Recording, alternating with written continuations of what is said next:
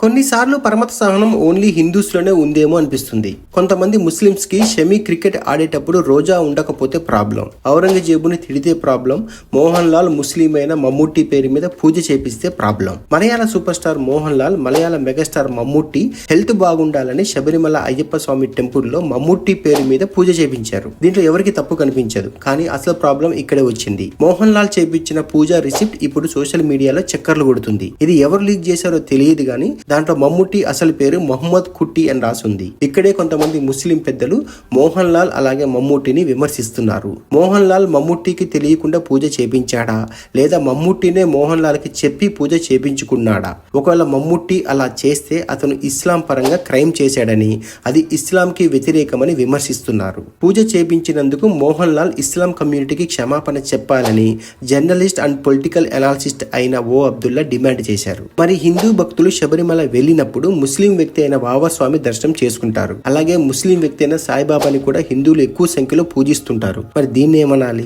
Only హిందువులు మాత్రమే పరమత సహనం పాటించాలా? అందరూ ముస్లింస్ ఇలా ఉన్నారని చెప్పడం లేదు గానీ కొంతమంది మాత్రం ఇలా ప్రవర్తిస్తున్నారు. వీళ్ళకి అర్థం కాని విషయం ఏంటంటే, ఒక అబ్దుల్ కలాం, ఒక మమ్ముట్టి, ఒక మొహమ్మద్ షమీ, వీళ్ళు పుట్టుకతోనే ముస్లింస్ అయినా వీళ్ళని దేశం మొత్తం ప్రేమిస్తుంది. వీళ్ళని ఒక మతానికి పరిమితం చేయడం కరెక్ట్ కాదు.